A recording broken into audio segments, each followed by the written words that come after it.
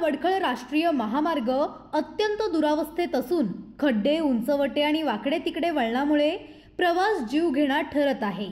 या संदर्भात निलेश शरद पाटील यांनी कार्यकारी अभियंता, राष्ट्रीय महामार्ग विभाग आणि रायगड जिल्हाधिकारी यांना निवेदन दिले।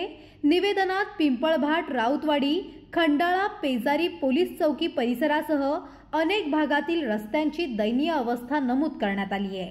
तक्रार मिळाल्यानंतर संबंधित अधिकाऱ्यांनी उद्यापासून खड्डे भरण्याचे लेखी आश्वासन दिले आहे।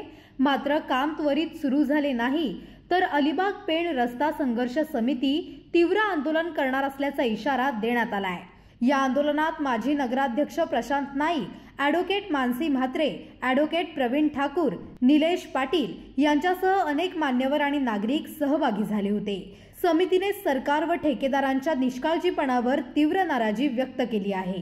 हे कोणत्या पक्षाचं नाही किंवा काय नाही, एक सर्वसाधारण अलिबागकर म्हणून आहे आणि जर यांनी जर रस्त्याचं काम केलं नाही तर आत्मदहन करेल निलेश पाटील। जर कोणीही कोणा एका पक्षाचा प्रतिनिधी म्हणून इथे आलेला नाही तर केवळ अलिबागकर आणि अलिबागकरांच्या भावना घेऊन आम्ही राष्ट्रीय महामार्ग कार्यालयाकडे आलेलो आहोत। अलिबाग ते वडखळ पर्यंतचा जो रस्ता आहे ज्याचा जीव घेणा प्रवास आता या ठिकाणी झालेला आहे आणि शासनाला आणि या खात्याला या लोकांच्या जीवाशी काही पडलेलं नाही, त्याचा जाब विचारण्याकरता आम्ही आलेलो आहोत। या ठिकाणी आम्हाला आश्वासित करण्यात आलेलं आहे की उद्यापासून हे खड्डे भरण्याचं काम आम्ही सुरू करणार आहोत, असं आम्हाला लेखी आश्वासित करण्यात आलेलं आहे। परंतु आम्ही एकच सांगतो, आम्ही अलिबागकरांना कोणी आजमावू नये। आमची ताकद काय आहे ती जर यांनी उद्यापासून काम सुरू केलं नाही तर परवापासून आम्ही इथे प्रचंड संख्येनं येऊ आणि या ऑफिसला टाळं लावू आणि या अधिकाऱ्यांना देखील काळं फासायला आम्ही कमी करणार नाही, पण या रस्त्याचं काम आम्ही पूर्ण करून घेऊ। हे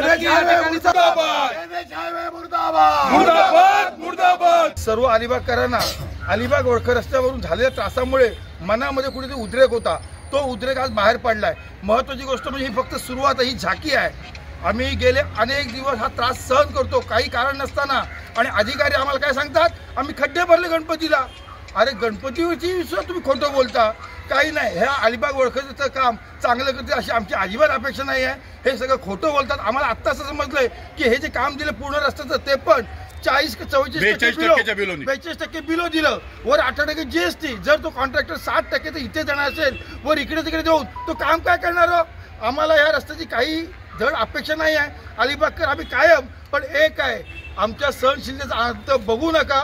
तुम्हाला एवढा भागात जाईल की तुम्ही अपेक्षा पण करू शकत नाही। निलेश माध्यमातून आज हा प्रकार किंवा आज हे आंदोलन चालू झालंय, खात्री तो आहे। आम्ही त्याचे सहकारी म्हणून राहू, कारण इथे आम्हाला